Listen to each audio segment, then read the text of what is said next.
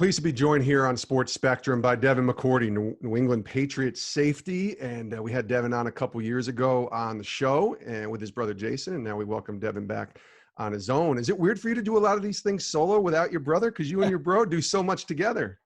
It's been funny, before we got on the same team, it felt like it was cool just to do a couple things together in the off season. And then over the last 2 years, when we were on the same team, we try to do everything together. So we do a ton of those interviews together, but it's always fun anytime we get to do things solo, just because a lot of our paths has been different, even though very similar. A Sure. lot of things we've gone through, whether it be football, whether it be being husbands, fathers, it's been a little different. So it's always cool to kind of share that and talk about it without them. What was this off season like, or what has it been like for you? Because this is year 11 for you, if I'm not mistaken, and no OTAs, no mini camp. We're not sure about training camp. We're not sure about a season. I mean, we think there's going to be, we don't know. But what's this off season been like for you, trying to just prepare and with everything going on that's been going on? What's it been like for you? It's almost, you could say, the off season's just been everywhere. Like it just Yeah. hasn't been. I feel like usually my off season turns into, when we first get that break, the downtime, family time, try to go on a family vacation, then try to go away with my wife. Like we kind of, even if we don't plan everything, I think in our heads, we just have it mapped up how we want it to go. And starting the off season, for one, ending the first week in January, which was the first time ever in Right. my career. The off season got off to a slow start of me just being at the house. Like I would wake up, take the kids to daycare, and then I'd be like, "Hey, you want to go get breakfast?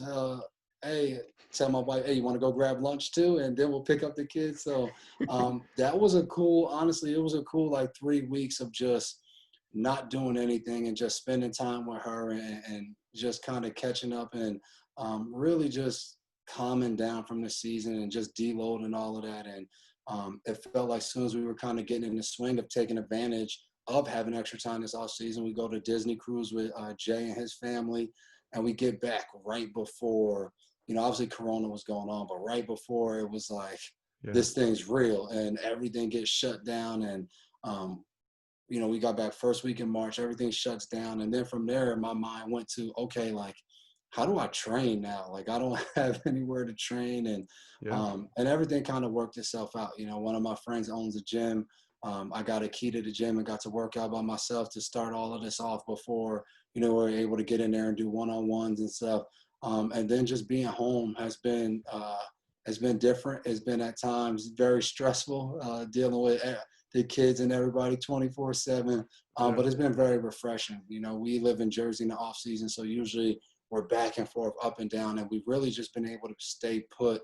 And we have a pool here, so the kids aren't going anywhere. So we've been able to jump in and out of the pool, have fun that way. So it's been a lot of family time. And then with Jay and his wife and 3 kids here, the kids are going crazy and they love every minute of it. So that's been very enjoyable.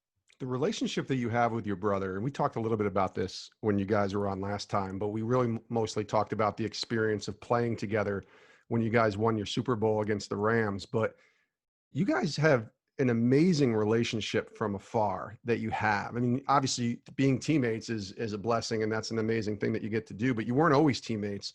But even your shared Twitter handle, there's just such a uniqueness with your relationship. I have a brother, two brothers, and I love them, but I feel like you guys have such a bond that's so, from the outside looking in, amazing to watch. Can you share a little bit about that bond? I mean, you've grown up together, obviously, as twin brothers, but just being able to carry that through as you got older, where a lot of brothers kind of disperse and go into their own places. You guys have this amazing relationship.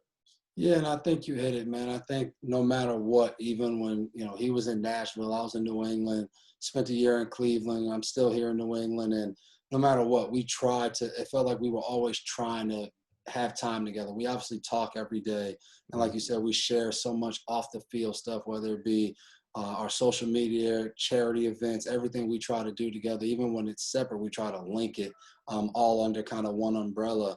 And being on the same team changed it because now we didn't have to put the effort to actually be together and see each other. We already got that. But our relationship, I think, has just been a lot to do with our mom. Mm. Growing up, even with our older brother and our relationship with him, He's 15 years old. Our mom never asked him to like take care of us or doing like he got to just be an older brother. And then with us, instead of like just letting us go and finding what like she made it a thing to make sure that we would not compete against each other all the time. Like obviously we're brothers and in the house we would go at it. One-on-one basketball outside, we go at it. But she really made it a key to tell us like don't let people force you to compete against each other. Whether that was outside and people trying to get us to fight or every time we played football and it was the first day of pads, every coach would say like, hey, I want to see the twins go at it. Hey, I want to see them do this drill against each other. And even when we did it, it was almost weird for us where we were like, all right, I'll take it easy. He'll take it easy. So no one wins. And at the time, it's probably like a sucky mentality, but it was like when we were in public, we never wanted anyone to kind of expose us to try to go against each other because we've always been supportive of each other and Yeah, it's just carried over. And even to this day, like we get tweets and stuff all the time. People like, I don't get it, yo. These dudes are grown men. Why do they share social right. media? Yeah. And it's funny, but for us, social media is a chance to express ourselves, to put our families and say the different things we are, how we've grown. So, like, the truth of the matter is, we do a lot of that together, and we feel like our message is a lot stronger when we do it together. We can reach more people. We have a more of a positive impact. So that's why we enjoy doing all those things like that. Yeah, I love that. And this offseason also brought the departure of some very famous teammates of yours, and then an arrival of a very famous teammate to the Patriots now with Cam Newton, and of course I'm referring to Tom Brady and Gronk. What was going through your mind when you realized? And I think when we saw each other, which would have been late February out in California, I don't know if it had been announced at that point yet. I don't think it had, but Mhm. it's sort of rumblings. We're wondering if he was actually going to leave, Tom Brady, that is. What went through your mind when you saw that? And he's been your teammate for your entire career, and now he's gone, and obviously saw an opportunity to take and move on to Tampa. Yeah, man. I think as a player, especially being there for 10 years and being with him, I had a very positive feeling towards him leaving. Yeah, And it's weird to say because how much better you are with him as your teammate and as your quarterback. sure. But I continue to tell people it's different when you share a locker room with a guy and you become friends that you don't think about just the football aspect. You think about that person's as a person, their feelings, how they want to improve and grow and what they just want to do in life. So I was happy for him. I think to do that and play in one place 20 years, have that kind of success, and especially the type of guy he is in the locker room, how much he gives to the team. If he wanted to go and play somewhere else, play somewhere nice and warm, and have an opportunity to still win, I thought that was awesome. So as much as you know it's going to hurt the team, you can't help it but to be happy for a guy to test free agency and then to go do it. Like that's what so many guys before us fought for. So for him to exercise that, I thought was awesome. But you still want to pick him off if you face him in a game, Oh, right? Come on. without a doubt. Like if we played him, I'm gonna be talking trash, trying like you got to do that. That's the fun of it. Now, you guys welcomed Cam Newton now as a teammate too. I know you only faced him a couple times, but what was the toughest part about playing against a guy like Cam in the few games that you did face him?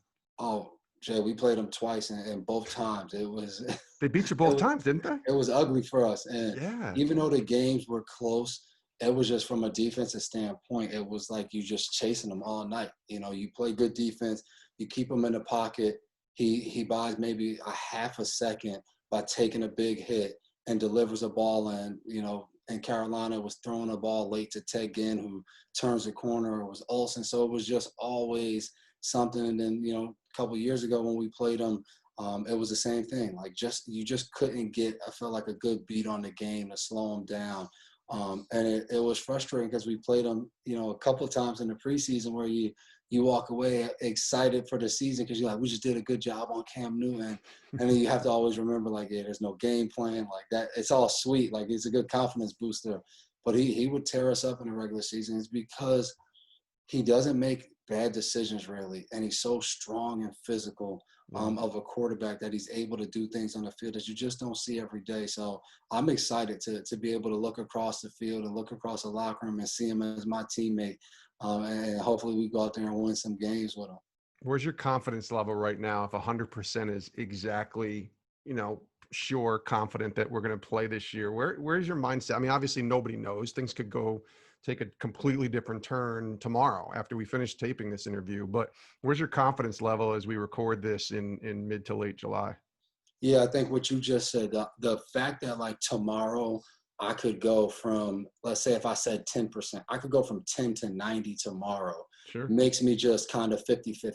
Like I Yeah. think this thing could go either way. I'm right down the middle because if you would have asked me way back in March, how do you feel about the season? I would say, yeah, I'm fine.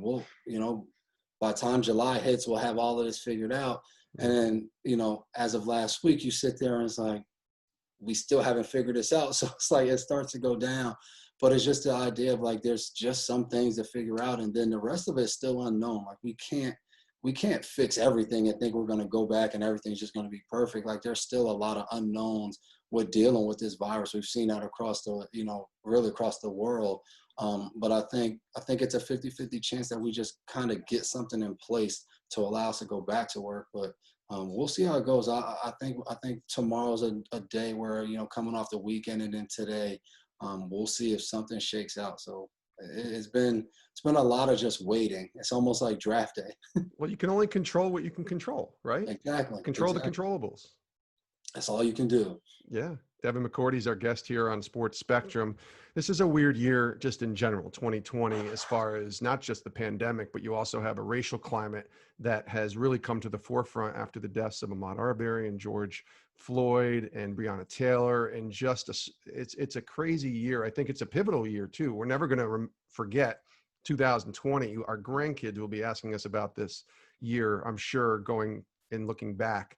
What's the Lord shown you though through all of this? And I know I want to get into some of the things maybe, and you can answer it here too if you want, some of the personal things that you've been walking through too as a family. But what's the Lord, maybe the great lesson the Lord has shown you in 2020 as you look back on this year and just everything that it's been happening, the heaviness of it? Yeah, it's kind of crazy sometimes how things work. And I feel like usually when you get to talk about things like this, you talk about it in a light where, God shows you something, and then like it's something great that happens at the end of it, whether it's been in years past. The last time I was on here, we talked about just how organically Jay becomes on the team, and then we win a Super Bowl that year. And Yeah. I think those are stories like you tell them, and they're impactful because people hear it and they become inspired. And I think this year was different. I remember the pandemic hits, and being down at PAO, I really love the way Charlie Dates preached. So Yes. pandemic hits, can't go to church. So I'm like, all right, I'm going to jump on Progressive and I'm going to follow Charlie Dates sermons every week. And he's in the book of James, and book of James about trials and tribulations, getting through them, understanding that on the other side, God will be there. You'll build your endurance, and you'll be able to persevere going forward. And I remember, we're in that, I think it was for 2 weeks, we're in it, and just going over and doing these things. And then I get a call. My wife is, well, we're at home, and my wife's a big worrier. She's a Hmm. doctor, and she's always into her body and into, she's pregnant. We're due in July, and she says to me, and she was like, I don't know. I don't feel like that baby's moved a lot. And I'm like, yeah, all right. Well, we'll see. Like, have faith. Like, we'll be all right. Try to be the And she was like, optimist, the yeah, encourager. Yeah. yeah, yeah. And she's like, I'm gonna call the doctor. What do you think? And I was like, yeah, like if you think so, like go ahead. Like I'm like I always tell her, better than me. Like I have no medical experience. You have it all. And she calls the doctor and she goes in for an ultrasound. Um and it was crazy because as she does it, and like I said, she's always worrying. And I'm like, I'm not really like that. I try to just let things happen, pray on it. And I try to, it's not easy for any of us to do it, but Sure. I like to say we both know I'm better at it than her. And I'm playing video games and she's going to leave and she's like, let's pray. And I'm like, you pray. Like I feel good. And kind of like being like, like I want to tell her like, don't have this worry on you, but not really executing it the way that I should be executing it. As she goes. And so it's me and my two kids. We're just in the house. and get a call. And she calls me and she's just crying. And like, as soon as she calls me, like, I already know. And Yeah. uh, like that, just getting that news and just like the kids are around me, so I couldn't break down yet, but now I'm like scrambling and I'm trying to like get everything going, but like my mind can't stop and think. So like all right, my mom lives like 15 minutes away. So I'm like, all right, I'll get all the kids' stuff together. And it's raining, so I'm grabbing rain boots. I'm trying to grab lunch. And the kids were just acting bad. So I just told them, like, sit down in the corner and just wait. And I remember, and as I'm doing all this, I called my mom, and my mom's like, do you want me to just come over? And like, it never dawns on me. Like, the easiest thing would have been to just call my mom and say, can you come over? And I'm like, no, I'm already halfway out the door. And I remember I'm driving down my driveway and I'm about to pull out. And I'm like, dang, I forgot the pizza. And come back in and I just break down. I call my brother and the kids already in their car seats in the car. And it gave me just 30 seconds to just basically hit rock bottom, just Yeah. sit there and cry and just kind of let out some emotions. Um, and for me, like you just heard stories like this, but you never thought you'd be going through it. And you know, you're 8 months pregnant, and our third kid, really what we felt like was probably gonna be our last kid. And you go through that, and uh, for me, it was so hard because you just don't think. So I'm not even thinking about having to like actually go through delivery process and do all of that. And Yeah. um, very fortunate, like I saw God right away. Uh, as hard as this was, I text my brother, Deron Harmon, and Matthew Slater, three guys that I rely a lot on to hold me accountable, but also to lift me up. And I text them and I tell them what happened, and I'm just honest with them, and I tell them like, man, I don't know how I'm going to get through this tomorrow, like delivery, doing all this, like I don't know. And probably like 10 minutes goes by and dude calls me and he's like, man, I just want to pray with you. And he just prays with me on the phone and start tearing up with him on the phone. And I could hear him getting choked up on the phone. And then late that night, probably like 11:30, 12 a.m. If you know Matt Slater, he's a sleep by 8:39 guy. Him and his wife call us and they pray with us on the phone. And my brother's calling and texting me like every 10 minutes. He's sending me verses. And those guys just for like 2, 3, probably like a month, honestly, whether it was sending food, time, text messages, like just kept at it. And I just remember being able to get through that. I just felt his presence because I just didn't think I could do it, knowing just how joyful it was having 2 kids already of that whole hospital time, and you have the baby and then you leave, and to know you're going to have a baby and not be able to leave with her was just bone crushing. But like those guys were so present.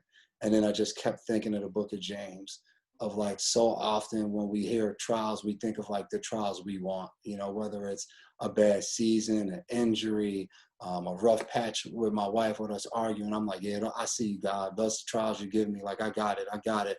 I'm fighting through it. And then he hits you, and something hits you, and you're like, all right. And that's what it was for me. And as hard as it's been, I felt like I've been able to be inspirational at different calls I've been on, because at the same time, like all this is happening. Like we get that news on we're in the hospital the 24th, the baby's born. George Floyd gets killed the 25th. Yeah. And like all of this happens, and I'm just like, wow, like maybe she wasn't meant to come in the world this way.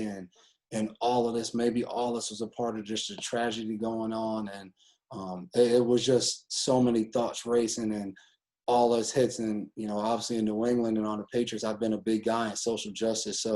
So many things happen and people are reaching out and they're like, can you do this? Can you do that? And before like this happens, and even a week before we announce, you know, I'm still doing things. And my wife's like, you know, you don't have to do it. And I'm just like, yeah, but I'm also not ready to talk about what we went through. So it's just easier for me to not say anything and to just go handle things rather than to tell someone and then have to explain. But I will say one of the biggest blessings of everything was how many people reached out to us that had went through similar things, sometimes even more heartbreaking, and just how vulnerable and open people were talking to us about it, definitely lifted us and gave us just a sense of community, of feeling like, you know, even though you felt alone, and then even with God's presence, you felt him there, but you just felt like, man, like, is there anybody else here? And when so many people reached out, it felt like we just entered a new community of people. You know, even as recent as the other day, I went to the dentist and he talked about how his wife and him went through it the first two Mhm. times they got pregnant, and they still had their kid and they had their daughter, and how happy they are now. So, so many people have reached out to us and lifted our spirits, I feel like, just through God. So, it's been a learning lesson. It's been tough. You have rough days. I remember I was just sitting down with my friends at the end of last week, where we're just catching up, and you break down and you start crying, thinking about it and talking about it. But um, Charlie Day said a couple of weeks ago, after his mom passed away, you got to pick up and take your tears with you. And I thought that was powerful. That you don't truly get over things, but you just take them with you. And sometimes you drop them and you cry, and you just pick them back up and take them with you. So I've just been trying to hear God talk to me from different people in different ways, and then to just continue to kind of live and do things the way I do them. When you go through something like that, and you know, our experience was not similar to you, was not like yours. We didn't have that type of experience, but we walked through infertility for many years. And there's a shame that's, I think, hits us as humans when we go through something like this, to share with the world, because of, I don't know, we just feel like, you know, that we went through something and we're the only ones that ever go through it. And then you realize Hmm. there's so many other people that are going through similar, much worse things, you know, experiences. So I want you to talk to that person, Dev, if you can, for a second, who's going through or has been through what you and your wife just went through just a couple months ago, and encourage them that they're not alone. And maybe something that helped you. I know you kind of shared a little bit of the phone calls and the different people that reached out, but there's a lot of, it's a grieving process when you go through this. You have to allow yourself to feel the pain, and some of the things that I wrote about, transforming that wound, that healing that wound that's inside of you. What would you say to someone who's gone through something similar to what you're going through, and not sure where to turn, or know that there's, you know, sort of hope on the other side? Yeah, I would tell them the first thing is to really just link with your significant other. Me and my wife spent some like hard nights, whether it was holding her hand and praying. And Jack used to be our old chaplain. I had called him and he said, one thing you do, he was like, write your wife a letter, and Mm. write her and let her know how you feel, how God sees her. We did that. I did that one night, and um, it was nights of just crying. And I think that's the first thing you got to do. You got to live through it. You can't try to put it away and pack it in. And I say that to say we also spent time, and I know this is after the fact, but that day we just spent time with my daughter. And when I remember the nurses came and said that to us, like, you know, you should take pictures and spend some time. And I know initially when they said it, I was just like, nah, like, I don't think so. But I was so happy we did it. You know, we had pictures, um, just spending time. And for me, um, just big on talking to her. And I thought that gave me a chance to still be a father, Yeah. to her. And I think that was one of the hardest things, of just understanding. I would tell anybody to embrace that, like, that's your kid. And no matter how far along you went, you had a love inside of you. And, you know, maybe it was different for me too, because I had already had kids.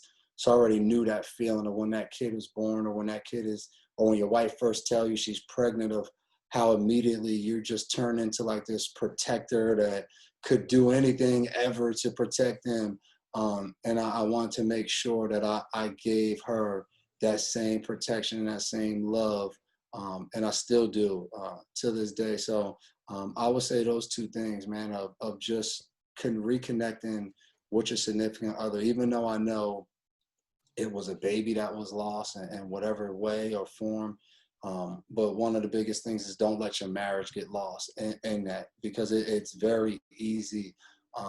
And I know, especially for me, of especially as a man, of not trying to just not deal with your feelings, because you are naturally, you're going to be so kind of obsessed and concerned with your wife, because you understand how much more it means to carry a baby for your wife, that you kind of get engulfed in everything with her.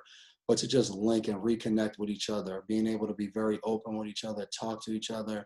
And then the last bit of advice I got was making sure you're prepared for when you do move forward, of trying to move forward the right way, of still allowing God to be in your life and living by faith.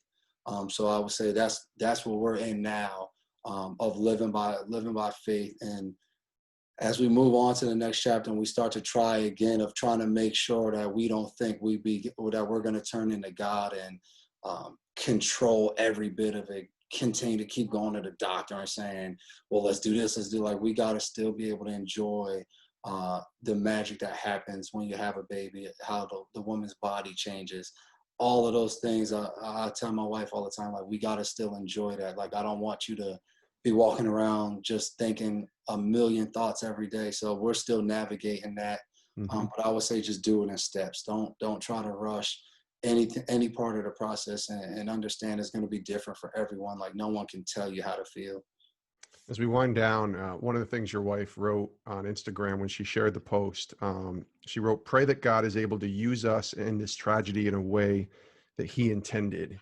And now you can look back in a couple months, and I'm just wondering if it's too soon, or have you seen that, despite the pain, obviously, how God can use this for good, and is there a purpose in the pain that you had to walk through? Have you seen that, been able to see that yet, or not quite? Yeah, I have. I think one of the biggest things you see is just when you live, when you go and you do stuff, you see, I think especially for us, because we're in a little bit of the spotlight and because we have to do different things. I mean, for one, even my wife, even having to do that, Right. for me, I know when I read it and she sent it to me, as her husband, I saw God in her, because I knew how hard it was and how long it took her to write something, period, of how many times I would see her on her phone thinking and trying to write and just not being able to find words. So I know for me, when she sent it and I read it, like, I knew, like, that was him, like he was working in her. And just me knowing her for so many years now, her having the courage to write those things and to now actually try to live by him, how much he was working in her. And then other than that, I just think having a voice. I've seen God work in me, of still being able to be vocal on other things and still being able to shift and do other things, because I didn't know if I would be able to, honestly. Like, going in, like I said, when George Floyd died, and it's right on the brink of that. And Yeah. now we're in virtual meetings with the team and we're talking about race. And quite naturally, a lot of guys are looking at me to lead and talk, and being able to talk and share with guys exactly what I was even going through personally to the team, and being able to do that, and still try to get the guys to understand, like, how much I still want to be involved, even though my heart was broken. Like, I just felt like I couldn't have done that without God. And so I still feel like he's shown us a little bit of that purpose. And, I think with everything going on in 2020, you can't say like it's done. I think he's still working on us exactly how and what else we'll be able to do because of this. But I think we just got to keep walking in that light and spending time with him daily, so we continue to just try to be a light for him. That's cool. He is Devin McCourty from the New England Patriots, and 50-50. We'll see if we got a season this year. But either way, you've had an amazing career, for my friend, and I'm just grateful to know you. Glad that we're friends. Say hi to your brother for us, and continued success. And we'll all be praying for you, because this isn't something, when you go through what you just described, it just doesn't go away. You still got to process it. It's not something that's instantaneous, and you get a month and then you're good and you just move on. You got to walk with that for the rest of your life. So I hope everybody listening continues to lift you up in prayer. We will too. And just appreciate you. Thanks for joining us. No, I appreciate it. I love this platform. It gives us a really opportunity to just open up and be able to talk and talk very freely. So definitely appreciate it, man.